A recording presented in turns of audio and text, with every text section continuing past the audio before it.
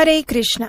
इस पवित्र मार्गशीर्ष मास में आ रही है एक अत्यंत विशेष एकादशी, जिस दिन स्वयं एकादशी देवी का प्रादुर्भाव हुआ था, और वो है उत्पन्ना एकादशी। तो चलिए आज के इस वीडियो में जानते हैं कि इस वर्ष ये एकादशी किस दिन आ रही है और इस दिन के विशेष मुहूर्त और अगले दिन का पारण समय कौन सा है। श्री हरि भक्ति विलास में एक सुंदर श्लोक आता है, नमो भगवते तस्मै यस्य प्रियतमा तिथिः एकादशी द्वादशी च सर्वाभीष्ट प्रदा नृणाम। अर्थात जिनकी परम वल्लभा एकादशी और द्वादशी तिथि मनुष्य मात्र को संपूर्ण वांछित फल प्रदान करती है, उन श्री भगवान को मैं नमस्कार करता हूँ।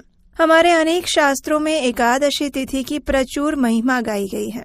पद्म पुराण में भी कहा गया है कि शंखोद्धार तीर्थ में स्नान करके भगवान गदाधर का दर्शन करने से जो भी पुण्य फल प्राप्त होता है वो एकादशी व्रत की महिमा की 16वीं कला के बराबर भी नहीं है। तो ऐसी परम पावनी एकादशी है उत्पन्ना एकादशी, और इस बार वो आ रही है 26 नवंबर 2024 मंगलवार के दिन। इस दिन प्रातः ब्रह्म मुहूर्त का समय है 5:27 पर और सूर्योदय होगा 7:03 पर। एकादशी तिथि आरंभ हो रही है 25 नवंबर रात्रि में 1:01 पर और पूर्ण होगी 26 नवंबर रात को 3:47 पर।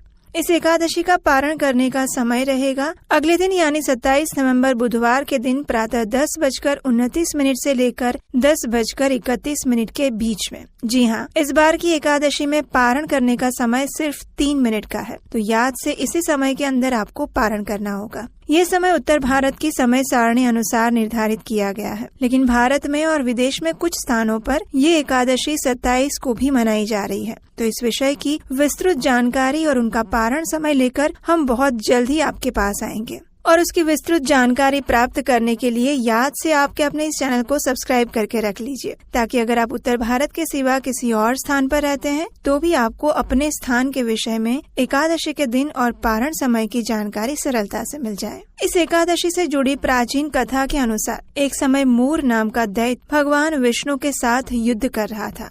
हजारों वर्षों तक युद्ध करने के बाद भगवान विष्णु एक गुफा में जाकर विश्राम करने लगते हैं, और उसी समय वो मूर दैत्य भी भगवान को ढूंढता हुआ उनके पीछे आ जाता है। जैसे वो भगवान पर प्रहार करने के लिए जाता है, उसी समय भगवान के दिव्य शरीर से एक तेजोमय और कांतिमय देवी का प्राकट्य होता है। अनेक अस्त्र शस्त्र धारण किए हुए वो देवी मूर दैत्य के साथ युद्ध करके उसे परास्त कर देती है। इस प्रकार मूर दैत्य का वध होने के बाद भगवान श्री हरि अपनी आंखें खोलते हैं, और जब वो इस देवी को देखते हैं तो वे अत्यंत प्रसन्न हो जाते हैं। जिस दिन वो देवी प्रकट हुई थी वो दिन था मार्गशीर्ष मास के कृष्ण पक्ष का 11वां दिन, और इसीलिए उन्हें एकादशी नाम दिया गया। और इस प्रकार मनुष्य के सभी पापों का नाश करने वाली और भक्तों का उद्धार करने वाली एकादशी तिथि प्रकट हुई। भगवान ने उन्हें वरदान देते हुए कहा कि जो भी मनुष्य इस एकादशी के दिन उपवास का पालन करके उनका पूजन करेगा, उसके समस्त पापों का नाश हो जाएगा